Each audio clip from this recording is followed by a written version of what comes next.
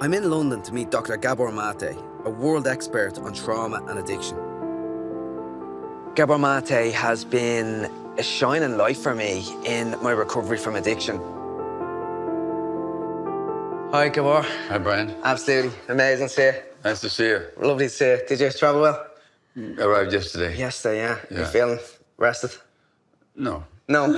We'll do our best. We'll look after you. It'll take a couple of days. Really excited and looking forward to this. Yeah, thank you. Cheers. Thanks so much for taking the time. A pleasure. I've been hanging out with your book. Oh, have you? Yeah. Amazing, amazing. A gripping read, anyway. Thanks so much, Gabor. Really looking forward to having this chat. I don't consider myself in recovery. I like to think of myself as recovered. Yeah. I don't have any cravings. I feel better than I've ever felt. So do you think it's possible to be recovered rather than in recovery? If I said no to your question, would that change your view of yourself? No, it would make me reflect because I deeply value your... Yeah, but ultimately... No. Okay, so what's the difference what I say? Yeah. So, I mean, you're a living example Yeah. that the question you asked, it's entirely possible. What does it mean when you recover something? To get it back. You get it back. Wow. Exactly. Yeah. What did you get back when you recovered? Your life, your sense of self, your authenticity. You got back yourself. Human, yeah. Okay, which means that yourself, your true life, your true self, was never damaged goods. It was never lost. Yeah. I mean, you lost sight of it, but it never disappeared. People say, I'm in recovery. It's used, look, I don't want to criticize the language because it helps a lot of people to talk that way, but do I believe in it? Do I agree with them? No, I don't. I'm with you. So let me come back at this backwards a little bit. You had many addictions. You were drinking, you had the cocaine, you had the heroin. I don't know what you didn't have. Yeah. Tell us what the heroin did for you. It completely numbed the agitation, it quietened the mind. Everything went soft, is how I'd explain it. And you talk about a warmth. Warm. Yeah, a warm. And safety. Yeah, like a blanket. Exactly. Yeah. So the addiction wasn't your problem. Your problem was the lack of safety, the lack of inner warmth, the lack of a sense of belonging, lack of peace. So my first point about addiction is that it's not a primary problem, it's not a disease, it's actually a solution to a problem. Yeah. So the real question is, where did the problem come from? Your parents' own drinking and your terror. You'd sit there at the window while your brothers were sleeping, waiting for your parents to drive home, hoping that they'll make it home alive from their drinking. So terrible fear. And let me ask you this, who did you talk to about those feelings? Nobody. Exactly. Yeah. That gives us the message that, kid, you're all alone. You're on your own. And that creates coldness, anxiety, fear. And then the opiate comes along and says, oh, no, Brian, now you're safe. Yeah. Now you're warm. A parent and infant are looking into each other's eyes and are really connected. They both have endorphins, natural opiates flowing in their brains. Okay. So when the opiate comes along later, the methadone or the heroin that you did, it's giving you what you should have had in the first place. The feeling that I needed, yeah. The feeling you needed, yeah. Yeah, wow. That's your biggest trauma. Okay. Is how alone you were. Okay. So the pain and the fear are not the trauma in itself. It's the being alone with it that creates the trauma. Yeah. I've never looked at it that way before. That's actually at the landing for me, quite heavy, yeah. Yeah. Yeah. It's difficult to hear. You were just one representation of a multi-generational family dynamic of trauma and addiction. So to have isolated you out and say, you got this problem, actually the whole family system's got the problem. Yeah. So anybody who wants to help somebody else, they need to recognize that they're part of the issue. Yeah. As much as the identified patient. The question I get asked from so many people with the work I do is how can I help my loved one who's struggling with addiction? Yeah. And I wish I could bottle up what I have and give it to people. Yeah. But I can't. And I don't know what it was, like that shift in perspective, like an awakening perspective shift. I don't know what to call it. How would you see that shift in perspective that happened to me, and that switch where all of a sudden... I did get the sense reading your book that you had a very dramatic shift. It's like almost sudden, and it came shortly after your lowest moment. I mean, literally, you had a seizure where you bit your tongue, lost a lot of blood, and you ended up, I think, in hospital. And, you know, but then somewhat after that, and even when you're going through physical withdrawal, so that you haven't divested yourself of the physical symptoms, but there was a mental, spiritual shift. Yeah. And you found peace inside and acceptance. I know that you really appreciate the writing of Eckhart Tolle, and as you describe in your book, he has a very similar experience. He doesn't go through drugs and withdrawal, but he's in deep despondence, and then comes to this dark night of the soul, which ends up with an awakening and a presence and a sense of peace. Some people get that. To tell you the truth, I've never had that kind of experience. Okay. And a lot of people that I know haven't had it either, not as dramatically, not as uniquely as you seem to have had. What they do is they come to it piece by piece. Yeah. What they do is they come to it gradually over time. You can't give it to anybody else. You can manifest it. People can maybe sense it when you're in your presence, but you can't give it to them. Eckhart Tolle can't give it to them either. They come to it on their own, or they don't. You say something, I heard it in a recent podcast, I believe, but it's you have to meet people where they are at that time, and hope change comes. And I suppose that's the answer. It's very passive. There's nothing you can do, and I think that's the struggle for many loved ones in addiction, that they have to wait. I would question the word passive. Okay, What we're talking about is compassion.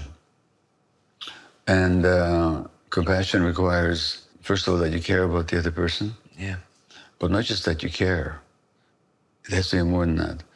You also have to be curious about their experience. Like, you have to be really interested in them. What's actually happening for you? How did you get here? You have something more as well, which is also not passive, which is, this is probably true for you, it's certainly true for me. Have you ever met any addicted person who was addicted to anything whatsoever, whether it's sex, gambling, shopping, self-cutting, eating, or drugs, in whom you didn't recognize yourself?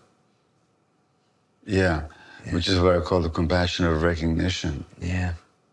So that means you bring some self-awareness to that engagement with the other person. Those are 3 levels of compassion. They're not passive. Yeah. They really require you to be there very actively. I could give you 2 other levels, but the point is that the compassion that you bring to the other is not a passive quality, I should say. And there's a teacher that I know, whose work I love, who said that only when compassion is present will people allow themselves to see the truth. So that compassion that you are not able to bring to others allows them to see themselves. Because you talked in the book somewhere about a teacher of yours, Michel. Yeah. I think it was through him, now I may have got it wrong, that you learned not to reject yourself, to accept yourself. Accept yourself, yeah. So what is it about her that allowed you to gain self-acceptance? It was her acceptance of you. Wow. Meeting you exactly where you were. She didn't judge you. Yeah. And the real me. And not only she didn't judge you, she also saw qualities in you that didn't see in yourself. Yeah. So she saw you more clearly than I did. Than even you saw yourself. Yeah. Which is what I call the compassion of possibility. When you look at that other person and you don't mistake them for their demeanor or their dysfunctions or their behaviors or their problems, you see the actual real person there. Now, she saw you before you saw yourself. So then you could see yourself. So that's the 4th level of compassion there. These are very active qualities. Yeah. It's mind blowing when you put it that way. Like, you're not waiting for the person, you're actively working towards them. Oh yeah. For somebody at home, let's say a mother who comes to me and asks, my sibling or my friend is really struggling. Yeah. So my answer is to be compassionate. But if they were to, how could they? And it's very hard to generalize this, but is there a way of generalizing active compassion like that? What would be the first steps? There are two dynamics that come to mind. The first one is you have to accept them where they're at. Yeah. Look, your family is an example. So if they can actually bring that awareness, then it's not, you're sick and we're healthy and we're going to fix you. But hey, we got a problem here, which your addiction manifests, but we're all part of the problem. Yeah. And so we're all committed to healing. It's not just all about you. So that's the first thing. The second thing is not to judge them, but to understand, like, to go back to your heroin addiction. It gave you this warmth, this sense of belonging, this inner peace, really this feeling of love. There's a reason why you needed that from the heroin. Yeah. Because you didn't get it when you most needed it, when you were small and vulnerable. Why would then I judge you for turning to the heroin for something that you so badly needed? I may not like it that you're on heroin, but I'm not going to judge you for it. You know, I'm going to say, no, this is what he needs to be doing right now to get something that we all need. So non-judgment is the second point. The third point is a little bit more subtle. I'm going to ask you to put your hand out here for a minute. I'm going to push on your hand. Yeah. And what do you do as soon as I push on you? Push back. You push back. Don't push these people. Okay. All you're going to get is resistance. All you're going to get is resistance. So for every force in nature, there's an equal and opposite counterforce. And so this is an automatic resistance to being coerced. Yeah. Whether you try and cajole or convince or threaten or beg or manipulate somebody into the right behavior, what you're going to get is the resistance. Yeah. Even though you want to go in the right direction, and even though you're coming from a sense of concern and love, if they sense the coercion, that's what you're going to get. So drop it. When I talk to families of addicts or loved ones, I say, look, you have three options. Two of them are sane, one is insane. Unfortunately, it's the insane one that people most usually engage in. What is sane is to say to the person, you got this habit.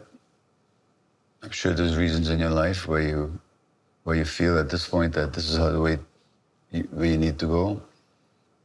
I don't like it because I see that it's causing you harm, but it's your life and I'm here for you. Yeah. Okay? That's one. That's sane. Yeah. It's also sane to say, you got this habit, I'm not gonna judge you for it. You're doing it for your own reasons, but it's too painful for me. I can't handle it. I can't be around it. So as long as you're in it, I'm gonna have to separate myself. Yeah. That's also perfectly sane. It's loving. What's insane is you got this habit. I'm gonna be in your life, trying to cajole you, change you, influence you, force you, coerce you. That's called codependency. Yeah. And that just creates resistance and resentment and doesn't get you anywhere. So those are the three options. Two of them are sane, and the common one is people trying desperately to change that person without understanding the context. It's crazy. When I pull it back, I mentioned lots of my research. So when I found recovery and I had that shift, I went in another direction. I often think I nearly put me dopamine hooks into academia and I went to learn, and it served me very well. I joke sometimes and I switched addictions. I had a new obsession, a healthier obsession. Yeah. But it wasn't healthy at the very start. But your work was inspirational in terms of me with my PhD research and reading your book In the Realm of Hungry Ghosts and reading your work on trauma. My research really focused on, and it was this idea of the hole in our soul. Like we have a hole in our soul from disconnection, from lack of love, unmet needs. Yeah. And we will fill that hole with bad behavior, substances, something else, shopping, phones, something else to fill that hole. Sex, relationships, everything. anything. Yeah. And I suppose I looked at different pathways to addiction. It was emotion-driven pathways. Positive emotions can lead to addiction, whereas negative emotions with impulsivity can lead to addiction. How do positive emotions lead to addiction? So an example of that may be, let's say it's Monday, I feel depressed, let's go have a drink. And the behavior could be repeated because it's rewarded, and that can turn into addiction. But the positive one maybe is Friday, let's go for a drink. And it feels good, but maybe that's what I'd love to ask you. Is there an inner pain? Because I believe most people have some kind of a trauma. If not all people, I'd love to get your opinion on that. Whereas some people may do something they enjoy, but they enjoy it too much, and then they can become a liking, becomes a wanting, and maybe a pathological craving, which can drive the addiction. So how do you see the pathways? My definition of addiction is very simple. It's engagement in any behavior that a person finds temporary pleasure or relief in, and therefore craves, but then suffers negative consequences as a result of, and doesn't give up despite the negative consequence. So pleasure, craving, relief in the short term, harm in the long term, inability to give it up. So, if somebody finds themselves drinking so much that is not good for them, then they have to ask, what's it doing for you? I don't know that drinking a glass of wine will make you an alcoholic. I mean, look, let me ask you a question. Have you ever eaten food in your life? Is food addictive, by the way, I'm asking you? Can be. Well, that's a canny answer. I would say yes. Have you ever eaten in your life? Yes. Are you a food addict? No. Then food is not addictive. Yeah. But your first answer was right. Yeah. It can be, depending on what it's doing for you. In other words, what the hole is inside. Yeah. So when you say positive emotions, no, those people have a hole inside them. Yeah. They may not realize it. But it's there. But it's there, yeah. It's funny, when I found recovery, I could sit in a room with a bucket of heroin and it wouldn't faze me in the slightest. Yeah. But early doors, I was eating healthy, but ridiculous amounts of food. So there was an element of that I've had to find balance with. I have a very good relationship with it now, but it was just like, my research focused on, I remember being in fellowship rooms of AA, and I heard this line again and again, if it makes me feel good, I want more. And in my early recovery, I was studying too much. I started playing golf too much. Anything that made me feel good, I wanted more. So my research sort of explored the idea of wanting more as a construct. And it was through Eckhart Tolle's work as well, like anything to fill the gap, to fill the space of where I don't feel comfortable in myself. Give me more. And it was really interesting. I'd love to further that research, but there's definitely something behind it, I believe. Well, so wanting more is fairly human. Yeah. You know, if anything is good, we all know. It's not the wanting that's the issue, it's what do we do with the wanting. Okay. And what we're really talking about is the difference between pleasure and contentment. Because pleasure says, this is good, I want more. Contentment says, I have enough. Yeah. They're actually modulated by different brain chemicals. Pleasure is very much the endorphins, the opiates, and the dopamine that you talk about. Yeah. Contentment is more the serotonin. You know? And in this society, so much is organized and planned to excite people's pleasure centers. Very few people are contented, and everybody's seeking pleasure. So the fact that you have something pleasurable and you want more, nothing wrong with that. But if it makes you behave in ways that causes harm, that's when it becomes a problem. So it's not pleasure as such, but a relationship to it. It brings me to your amazing book, The Myth of the Normal, like the way you describe a culture, like a culture in a petri dish, and if it gets contaminated, like we're living in a culture. Do you think, if I think of the food industry, the tech industry, they are tapping into our evolutionary instincts as well. They are creating a space where we want more and more and more. Could you describe a little bit about how you see the world in terms of... Well, do you know any other animal that willfully destroys its own habitat? No. Yeah, I mean, we are doing it. Yeah. You know, and why? Because of this more. Yeah. Somebody wants more profit. Yeah. Somebody wants more wealth. More power, more control. And they don't care what it does. They literally don't. That more dynamic has taken over. And so much of the culture is built around it. Like we have to have more, the economy has to keep growing all the time. If you have this much pleasure, you need more pleasure. The cell phones are designed to addict you, so you want more and more of them. They're literally designed that way. Yeah. Yeah, I mean, I mean, talk about drug pushers. Yeah, literally.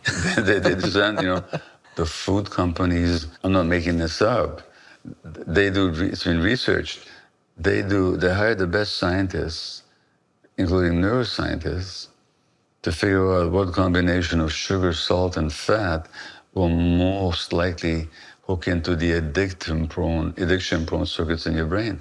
Yeah. Literally, they're pushing. And what's sugar doing to our system? The epidemic of obesity. In the UK, more and more kids are obese.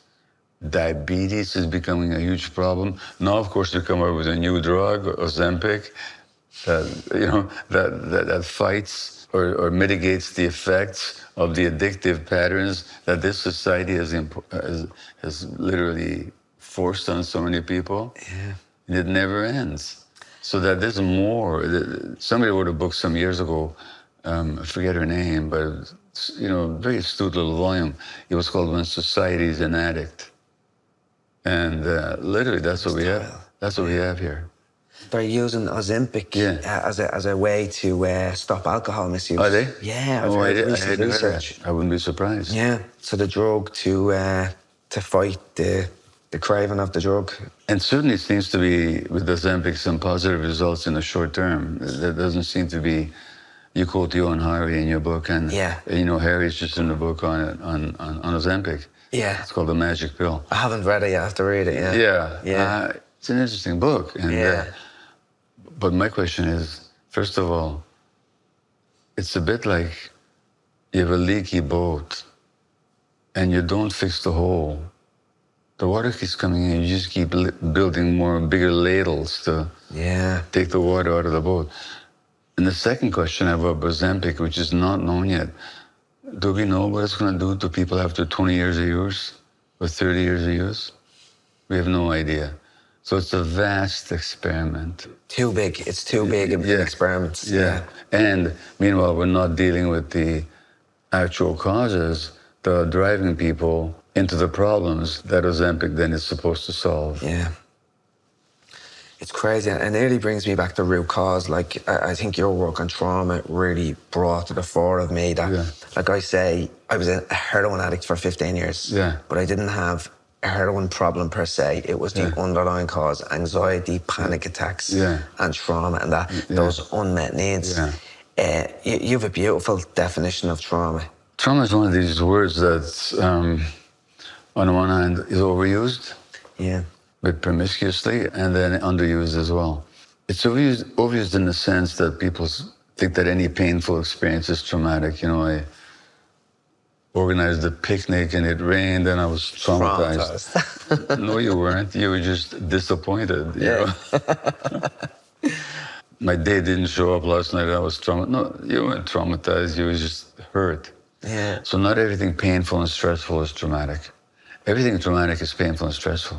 Yeah. But the trauma happens when you're wounded by what happens. If you sustain a blow on the head, that's not the trauma. That's the traumatic event. The trauma is the concussion. So the wound that stays, that's the trauma. And literally, that's the meaning of the word trauma. It's from the Greek word for wounding, or wound. Okay. So trauma is not a bad thing that happens. Trauma is a wound that happens, perhaps as a result of that bad thing. And so trauma is the long-term impact. And the long-term impact are basically twofold. One is the ongoing pain, anxiety, distress, lack of self-worth, the belief that you're not good enough. Those are some of the direct effects of trauma. Then there's physical effects to trauma. There's physical effects to emotional trauma. People who are traumatized tend to have more inflammation in their bodies. They're more likely to develop various health conditions. So there's that set of impacts. But then there is the defenses that we build up against feeling the pain, which then create more problems. So the one I talk about in my life, it's not the only one, but it's salient. Owing to certain childhood experiences, I have a fear of abandonment. Now, my way of dealing with that in my relationship with my wife is, as soon as there's a kind of a pain or a disappointment, I just withdraw. Pull back, yeah. And that withdrawal is a defensive mechanism saying, I'm not going to open myself up again to be hurt by you again. But it also means I'm making the relationship that much colder. Yeah. Because now my partner, where is he? So, but that's a defensive mechanism not to feel the pain of abandonment that I couldn't handle when I was an infant. So people build up defenses or denial or repressing emotions. Trauma then shows up basically as a limitation, as a constriction. When you read Eckhart Tolle, you really appreciated his teaching about being in the present moment. And what trauma makes it impossible for people To be there. to be in the present. We always react to the past or fearing the future. Yeah. And so the being in the present becomes a very difficult challenge. Such a liberation where we can get it, but we're so afraid of it. And it nearly reminds me, all of those behaviors, they're actually very normal responses to very dysfunctional or abnormal situations. Yeah. So I think it's really important to think about with trauma, when people act a certain way, it's actually a very normal response to that. Absolutely. Yeah. And that's the point I'm making in the myth of normal, is that a lot of the things we call mental illnesses or dysfunctions are actually normal responses to abnormal circumstances. So you take something like so-called post-traumatic stress disorder. Yeah. Well, if you've been in a battle and your friends have been killed around you, and then back in civilian life, you hear a loud noise, and you throw yourself on the ground. Is that a disorder? Or is that a normal response to a set of abnormal circumstances? And so a lot of these things we call disorders, of course, they create distress and dysfunction, but just to label the person as disordered is not to appreciate that what they're going through is actually a normal response to what happened to them.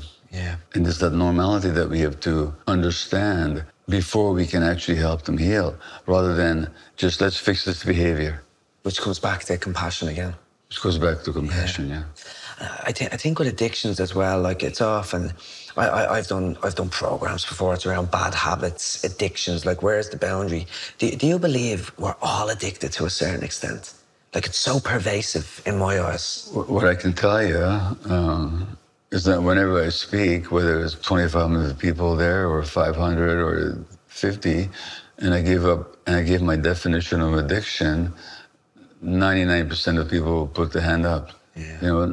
Not because they're addicted to drugs necessarily, or they have been, but as I said, any behaviors could be sex, gambling, shopping, eating, extreme sports, TV, gaming, cell phones, whatever it is. So it's not the behavior, it's your relationship to it. Yeah. I mean, you can actually use heroin non-addictively. Yeah. Not that I recommend it. No. I don't. But it's possible. It's also certainly possible to eat non-addictively. Yeah. It's possible to drink alcohol non-addictively. It depends on the internal relationship to it. And from that point of view, in a large room, very few people ever do not raise their hands. Yeah. It's very common in this society. It brings me back to the question of, is there acceptable addictions? I wouldn't say I'm addicted to my phone. I have challenges with my phone, I'd say. I've heard you on a podcast saying one time you'd probably have challenges with your phone as well. Is that still the case? Well, we're speaking in September as we film this interview. Just a month ago in August, I did a 2-week digital sabbatical. Okay. Where no cell phone, no email, no internet, no computer, no nothing. It was really interesting. What was interesting about it is, even though my cell phone was on airplane mode, so there was no messages, there was no emails, several times a day, I would automatically still reach for it. Reach for the phone. It's like a muscle memory. Wow. Like the brain is actually, Now, what's also interesting, though, is that since I've come back from it, I have much less propensity to keep doing that, to keep checking the internet, to spend time on the screen, much less than I did before. Why do you think that is? Well, because there was the habit that I broke. Yeah. The Buddha talks about our habit energies, behaviors that are just ingrained in our nervous systems, in our bodies. So one example he gives is this man is riding on this horse, and the horse is galloping, and people yell, "Where are you going?" And the guy says, "I don't know, ask the horse." and the horse is the habit energy. Yeah. That just takes you automatically within, but we can break them. Don't know where you're going. No, are they good addictions? By definition, not. My definition is craving pleasure relief in the short term, harm in the long term. And if there's harm in the long term, you can't talk about good addictions. Yeah. If there's some good habit that you have that you enjoy but does no harm, that's not an addiction. Yeah. It's a good habit. Yeah. I don't use the word addiction. And by the way, the word addiction itself comes from a Latin word for kind of slavery. So, I didn't know that. Yeah. Addictus was somebody who was assigned to somebody else as a slave because they owed them money. Wow. So addiction, in that sense, meant a form of slavery. So you're asking me, is there good slavery? No, there's no good slavery. Yeah, okay, that's interesting. I love the etymology of words as well. Yeah. I heard one time, have you ever heard of decide? The etymology of to decide? To decide? Yeah, to decide. Is it a decision? A decision, yeah. Yeah, decide. It has to do with killing? Yeah, to cut off, to slice off. So You kill the other homicide, suicide, yeah. Yeah, and you kill the other possibility. Yeah. When you decide, Brilliant. interesting, yeah. So decide to quit, kill all the possibilities. Yeah. Amazing. So one of the questions I'd love to ask, so in Ireland, alcohol has been a huge issue, continues to be a big issue. Yeah. And I often think, is there a generational trauma there from the famine, from the wars, from us being prisoners in our own country? Is that something that transfers through time? Well, if you look at alcohol, first of all, it's an anesthetic. I mean, before the days of modern anesthesia, they'd ply people with alcohol if they want to operate on them because it soothes the pain. In fact, there's an English expression, I don't know if it's current in Ireland or not, but they say, if somebody's drunk too much, they say, oh, he's feeling no pain. I don't think I've heard he's feeling no pain. So alcohol is a painkiller. Okay. And it goes back to my original mantra, don't ask why the addiction, ask why the pain. Yeah. Now, if you look at one island, historically speaking, there's at least 3 sources of pain. First of all, there's nearly a millennium of colonial oppression, repeated, brutally crushed rebellions, and controlled by a foreign minority. And that's Irish history until the last century. And it's got its resonances even today, as we know, in the time of troubles in Northern Ireland and so on. So there's a historical trauma that affects the whole country. Secondly, and it's becoming more and more apparent now, although I still don't know if even today the full dimensions have been disclosed, but the terrible abuse of children and young women, but boys as well, at the hands of the Catholic Church authorities. Very topical right now. This is the institution that is meant to save you and to hold you and to protect you and to keep you sacred. And is trampling on human dignity. It was in denial for so long, as we know, not just in Ireland, but elsewhere as well, but certainly in Ireland, which is a Catholic country. So what's it like when the institution of highest regard and greatest repute turns out to be an exploiter and abuser of vulnerable young human beings? So that's terribly traumatic. And then there is the Irish culture of drinking, which comes out of the pain, but very often is almost romanticized. Very much so. And then there is the harsh treatment of children in a lot of Irish families. Kids were very harshly, they were loved, but they received a lot of harsh treatment as well. So you have multi-generational trauma. So it's not the least surprising the Irish society would have a huge drinking problem. And then, of course, I'm just reading James Joyce's Portrait of the Artist, and there's that terrible scene in it where this priest preaches to the young kids about hell. Do you remember that scene? Okay, well, let me tell you. Yeah. The priest says something like this: you'll be burning in hell I'm paraphrasing, torn by the fiery pincers of the devils forever. And he says, you don't know what forever is? If the earth was a giant metal ball, and every 1,000 years a white dove flew by and gently touched the earth with its wings, then eventually the wings of the dove will erode that giant earth. But even that's not eternity, because eternity goes on forever and ever and ever and ever.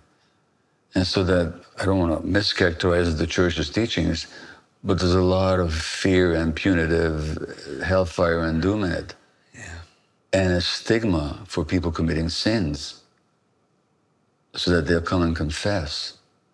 So not only does Irish life generate a lot of, historically speaking, generated a lot of pain, it's also generated a lot of judgment around the ways that people escape from pain. Yeah. So there's this terrible stigma around alcoholism, or addictions in general. Yeah. What's of course ironic, and I'm speaking as a Jew here, but what's ironic is that it's not what Jesus said. He actually said to accept people. He's the one that visited the troubled and the ailing and the prisoners and so on. So his message is very the opposite. Yeah. But so the stigma, however, makes people more ashamed of themselves. And the more ashamed of themselves, the more they're likely to engage in these behaviors. It's fascinating because we romanticize alcohol, Yeah. and even some drugs to an extent. Yeah.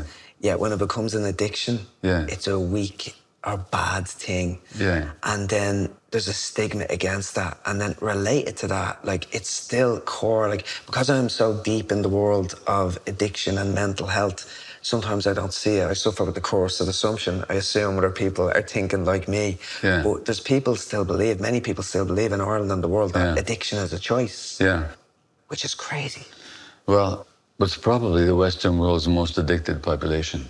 In Vancouver's downtown east side. I've read about it, yeah. It's an area where we have thousands of people addicted, injecting, inhaling, ingesting all kinds of drugs, and all kinds of historical reasons. There's a kind of a congregation of those people in that area of Vancouver. And I worked with them for 12 years, and I've dealt with addictions. I've yet to meet anybody who said, I woke up one morning and I said, hey, my ambition is to become an addict. Mm-hmm. It just doesn't happen. What happens is that people have pain they may not even realize that they have, but there's some sense of discomfort. Then they engage in a behavior, whether it's pornography, and all of a sudden they feel alive. Or they do heroin like you did, and they feel warmth and love inside. And naturally they want more. But since my mantra is, don't ask why the addiction, ask why the pain. Whoever chooses to be in pain. Now, on a superficial level, everything is a choice. But what people don't realize is that the choices that people make on a conscious level are very often determined and moved by unconscious factors that they're not aware of. And without conscious awareness, I mean, you read a book called Awareness. That's one of the other books that really was inspirational. I read it every year. Yeah, I thought to look at it myself after I read your recommendation. But without awareness, there's no freedom. So you can't talk about anybody making choices. Like we mentioned, Johann Hari, I love his line, sobriety is not the opposite of addiction, connection is. Yeah. But I'd go up another level and probably say awareness is the opposite of addiction. I think once you're aware, truly aware, for me it was like the lights came on and all of a sudden, what was I doing? I knew, I had the knowledge, but I didn't have the awareness. And that just shifted everything. I've always questioned that statement of Johann's. Have you? Okay. I mean, it sounds good. It sings well. It sings off the page, and there's truth in it. Yeah. But it always depends on what it means by connection.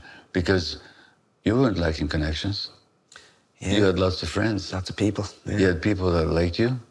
Now, when you came out of your addiction, you realized you had fewer friends than you thought you had. There was no pride. But you did have people that genuinely cared about you. Yeah. And you cared about them, but that didn't stop you from being addicted. It's very true. So I would say that the opposite of addiction is actually awareness and peace. Yeah. Yeah, no. Do human connections help or are they necessary? Absolutely. But it depends on what those connections are based on. Yeah. Are they based on true awareness and true peace, you know? The depth of the connection. I often believe I used drugs to cut off myself and my emotions because I didn't want to feel. Yeah. But it didn't selectively cut off bad emotions, it cut off all emotions. So the depth of connection I had with people, there was love there and there was a bond. Yeah. But the strength of it was definitely, I'd question the strength of those bonds. Yeah. And you know, I think Gar was your friend that whose wedding you screwed up and so on, but they still stayed by you? Stayed by me. I think overall it's just like removing the stigma and changing the perception of addiction. You know how you remove the stigma? No. You give people the definition of addiction and ask them if they recognize themselves. As I said, out of a room for 1,000 people, 990 will put their hand up and the other 10 are liars, you know? Yeah. So once people get it in themselves, compassion. The stigma goes. Yeah, and compassion comes from that then too. Yeah. Recognition. Yeah. Thank you so much. Thank you. It means the world. Sure. Thank you.